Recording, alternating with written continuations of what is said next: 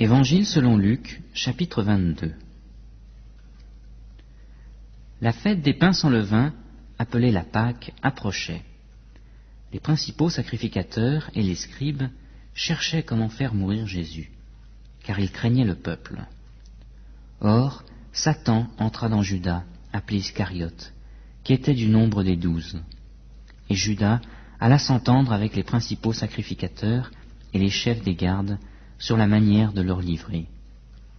Ils furent dans la joie et convinrent de lui redonner de l'argent. Il accepta et se mit à chercher une occasion favorable pour leur livrer Jésus à l'insu de la foule. Le jour des pains sans levain, où l'on devait immoler la Pâque, arriva. Et Jésus envoya Pierre et Jean en disant : « Allez nous préparer la Pâque, afin que nous la mangions. » Ils lui dirent : « Où veux-tu que nous la préparions ?» Il leur répondit : « Voici, quand vous serez entrés dans la ville, un homme portant une cruche d'eau vous rencontrera.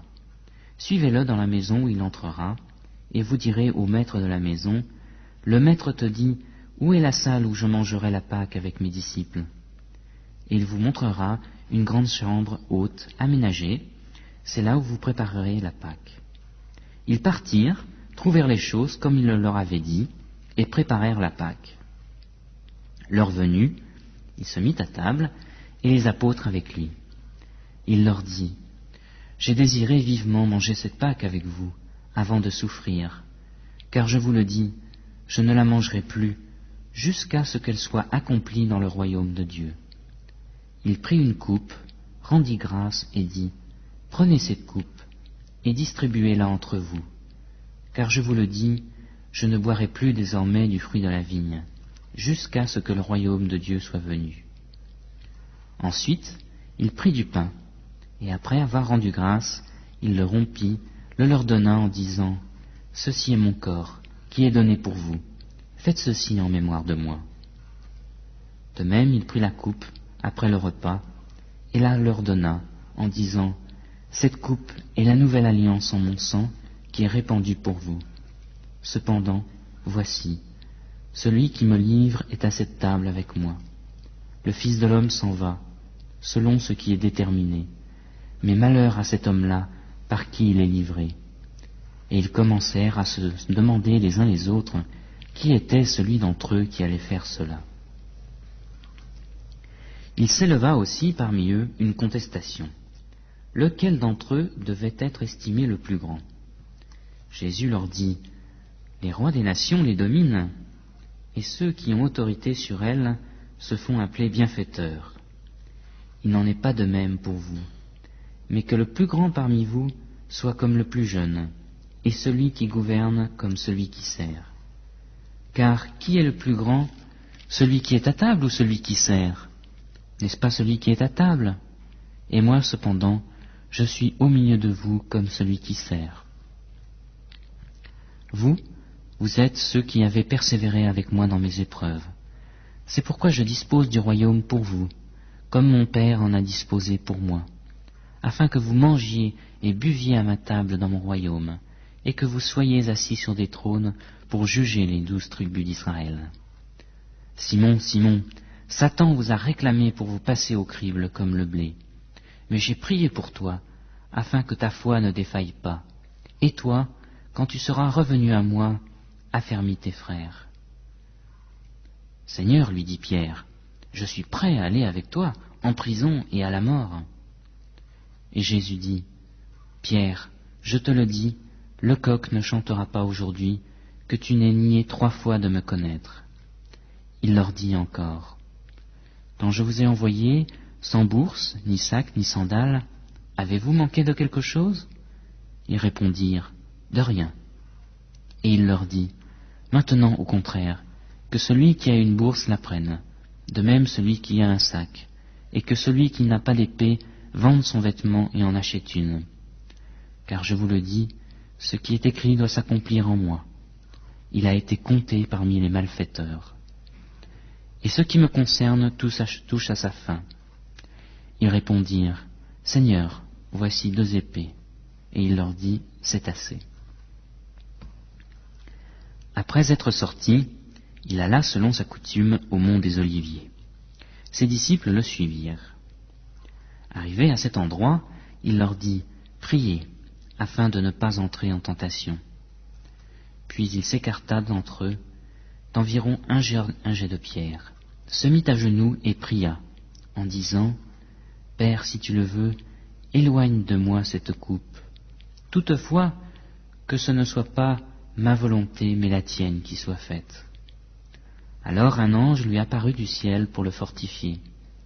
En proie à l'angoisse, il priait plus instamment, et sa sueur devint comme des grumeaux de sang qui tombaient à terre. Il se leva de sa prière et vint vers les disciples qu'il trouva endormis de tristesse. Et il leur dit « Pourquoi dormez-vous? Levez-vous, priez, afin de ne pas entrer en tentation. » Comme il parlait encore, voici qu'une foule arriva, et celui qui s'appelait Judas, l'un des 12, marchait devant elle. Il s'approcha de Jésus pour lui donner un baiser. Jésus lui dit « Judas, c'est par un baiser que tu livres le Fils de l'homme. » Ceux qui étaient avec Jésus, voyant ce qui allait arriver, dirent « Seigneur, frapperons-nous de l'épée ?» Et l'un d'eux frappa le serviteur du souverain sacrificateur et lui emporta l'oreille droite. Mais Jésus prit la parole et dit « Tenez-vous-en là !» Puis il toucha l'oreille de cet homme et le guérit. Jésus dit ensuite aux principaux sacrificateurs et aux chefs des gardes du temple et aux anciens, qui étaient venus contre lui, « Vous êtes venus, comme après un brigand, avec des épées et des bâtons. J'étais tous les jours avec vous dans le temple, et vous n'avez pas mis la main sur moi. Mais c'est ici votre heure et le pouvoir des ténèbres. » Après s'être emparés de Jésus, ils l'emmenèrent et le conduisirent dans la maison du souverain sacrificateur. Pierre suivait de loin. Ils allumèrent du feu au milieu de la cour et s'assirent. Pierre s'assit au milieu d'eux. Une servante qui le vit assis devant le feu le fixa et dit « Cet homme était aussi avec lui. » Mais il le nia en disant « Femme, je ne le connais pas. » Peu après, un autre le vit et dit « Tu es aussi de ces gens-là » Et Pierre dit à l'homme « Je n'en suis pas. » Après un intervalle d'environ 1 heure, un autre encore insistait. Certainement cet homme était aussi avec lui, car il est galiléen. Pierre répondit « Toi, je ne sais pas ce que tu veux dire. » Au même instant, comme il parlait encore, le coq chanta. Le Seigneur se retourna et regarda Pierre. Et Pierre se souvint de la parole que le Seigneur lui avait dite. « Avant que le coq chante aujourd'hui, tu me renieras 3 fois. » Il sortit, et dehors il pleura amèrement. Les hommes qui tenaient Jésus se moquaient de lui et le frappaient. Ils lui voilaient le visage et l'interrogeaient en disant « Devine qui t'a frappé ?» Et ils proféraient contre lui beaucoup d'autres blasphèmes. Quand il fit jour, le collège des anciens du peuple, les principaux sacrificateurs et les scribes s'assemblèrent et firent amener Jésus devant le Sanhédrin. Ils dirent « Si tu es le Christ, dis-le-nous. » Jésus leur répondit « Si je vous le dis, vous ne le croirez pas, et si je vous interroge, vous ne me répondrez pas. Désormais, le Fils de l'homme sera assis à la droite de la puissance de Dieu. » Tous dirent « Tu es donc le Fils de Dieu ?» Et il répondit « Vous le dites, je le suis. » Alors ils dirent « Qu'avons-nous encore besoin de témoignages? Nous l'avons entendu nous-mêmes de sa bouche. »